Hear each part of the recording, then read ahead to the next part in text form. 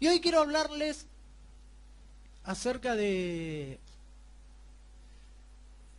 una historia en la Biblia que seguramente la conocen. Jesús vuelve a Capernaum después de varios días y llega a una casa.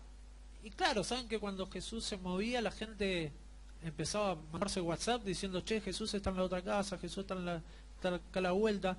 Y ponían en los estados en Facebook: llegó Jesús.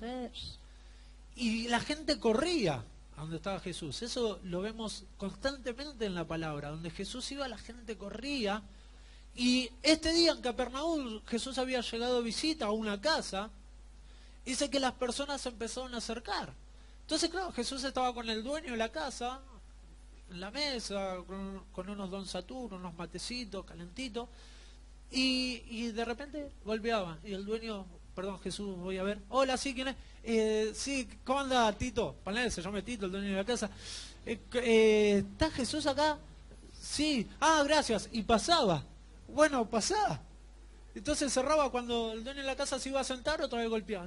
¿Qué pasó? Hola, ¿quién? Hola, Tito, ¿cómo andas? No, ¿está Jesús acá? Sí. Bueno, pasá. Y así iban entrando los vecinos y la gente llenó esa casa. Ya no entraba más nadie, la gente se asomaba por la ventana, por la puerta abierta, y el dueño: cerrá que se me va el calor. Pero claro, no podían cerrar la puerta, estaban todos agolpados, todos amontonados en ese lugar. A un par de cuadras había 4 amigos tomando una cerveza, quizás, no sé, algo. Y estaban ahí hablando y veía que la gente corría, todos en la misma dirección, como cuando vos estás en tu barrio y de repente ves que la gente empieza a correr para un lado y decís: ¿Qué pasó?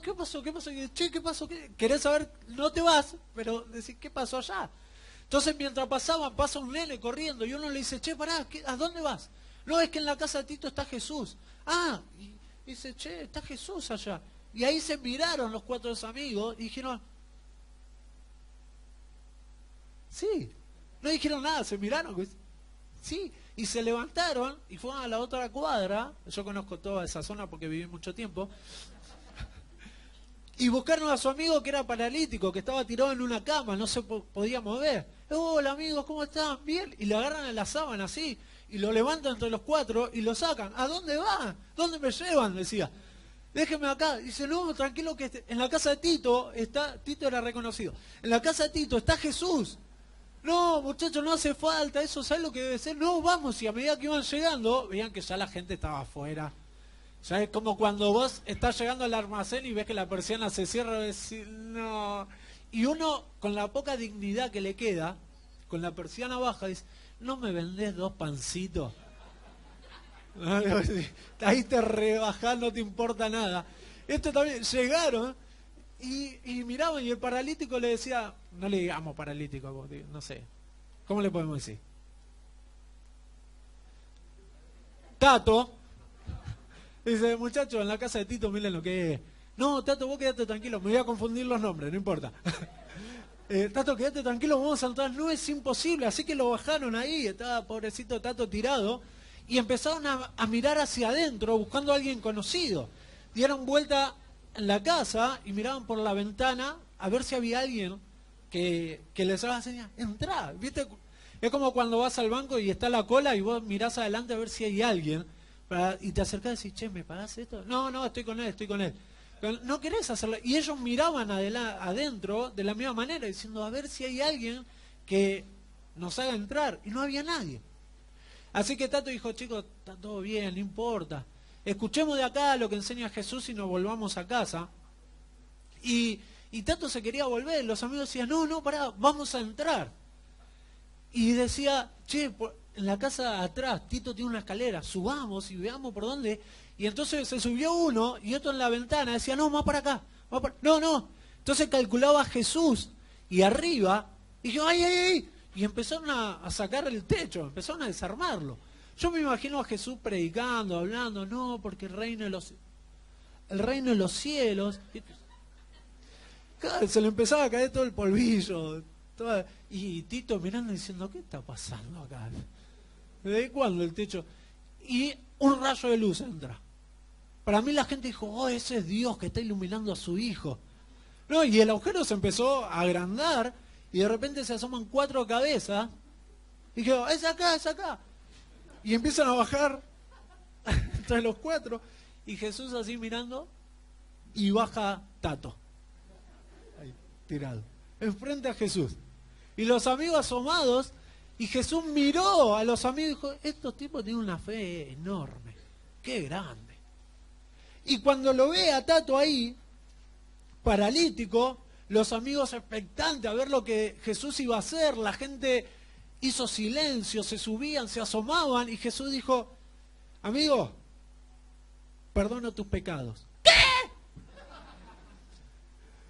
Yo, a esos 4, ¿qué me estás cargando?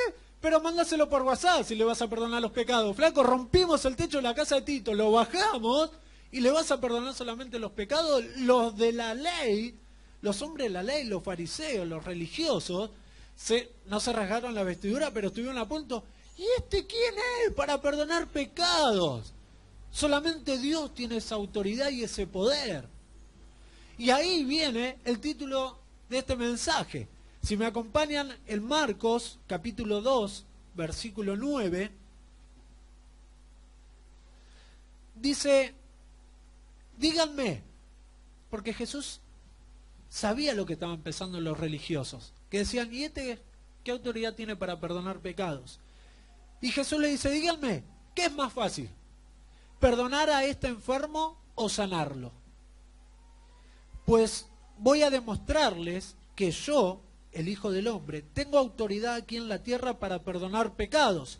Entonces le dijo al que no podía caminar, en este caso Tato, Tato, levántate, toma tu camilla y vete a tu casa. Y Tato se levantó, agarró la sábana o la camilla, lo que tenía, y pasó entre todos y se fue a su casa. ¿Qué es más fácil? ¿Perdonar pecados o hacer un milagro? Y yo venía pensando en esto, y recién cantábamos que Dios es un Dios que hace milagros, y Esteban hablaba acerca de que hoy nos vamos a ir con un milagro. ¿Cuántos vienen a buscar un milagro de Dios?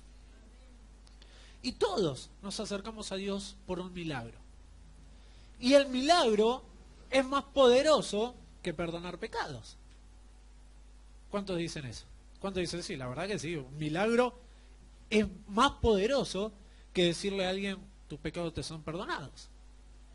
Y crecimos creyendo que el milagro es más poderoso que perdonar pecados. Pero ¿saben que no es así? Muchos levantaron la cabeza.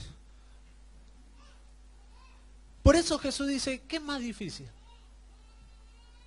Y uno puede decir, y más difícil es ver un milagro, recibir un milagro, orar por alguien y que reciba el milagro esa persona. Porque crecimos creyendo eso. Pero la carne, el cuerpo, su destino es la muerte. En cambio el espíritu, el alma, es eterno. Subimos lo secundario, lo elevamos a un nivel que no le corresponde. Los milagros los elevamos a un nivel mayor que el recibir el perdón de pecados. Y van a estar de acuerdo conmigo con esto que voy a decir.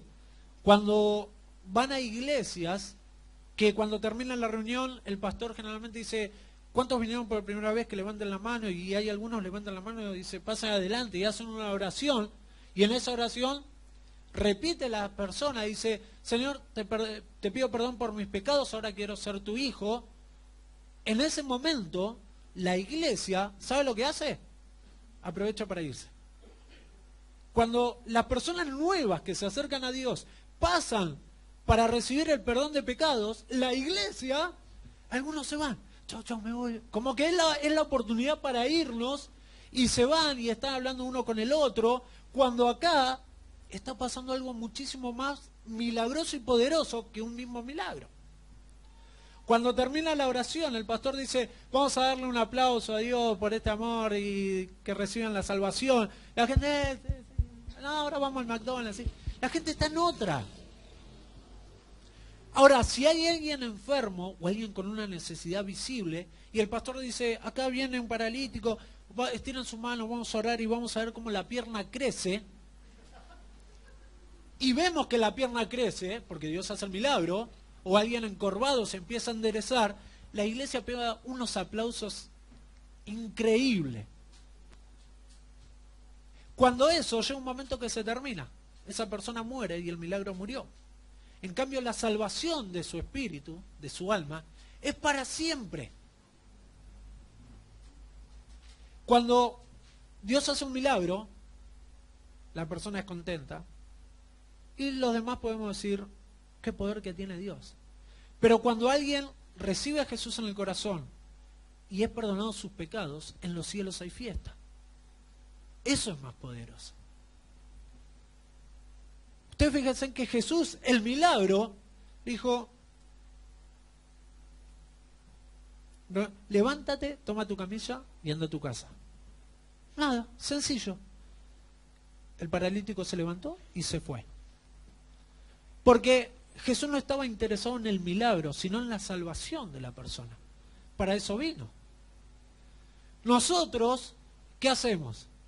Si viene alguien que tiene un problema en el cuerpo y lo podemos ver, o sea, alguien que no puede doblar el brazo, tiene el brazo duro, y lo hacemos pasar, ¿cuál es tu problema? No, tengo el brazo duro.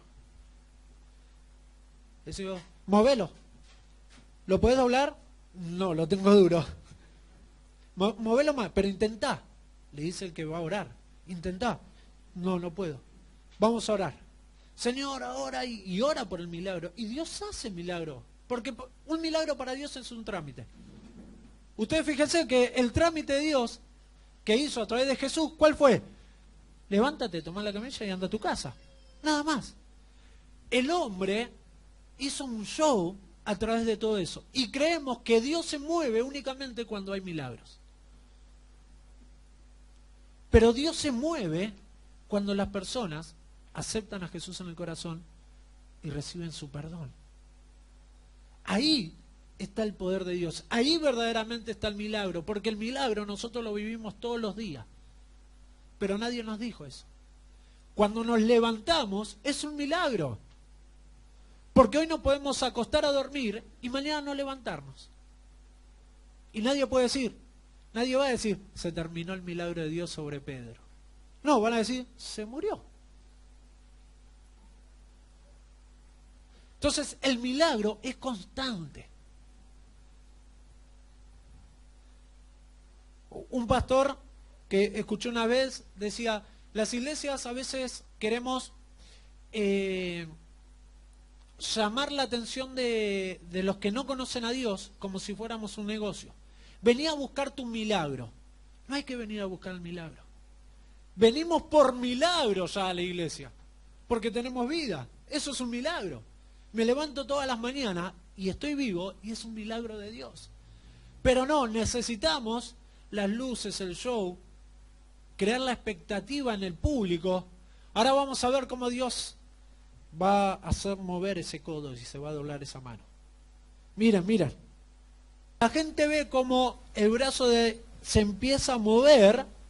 La gente va a decir, Dios es poderoso. Dios es un Dios grande. Y van a creer y se van a acercar. Pero la Biblia no dice eso. Esas son señales. La Biblia dice que la gente se va a acercar a Dios cuando nos vea a nosotros unidos y en amor. Mucho más fácil.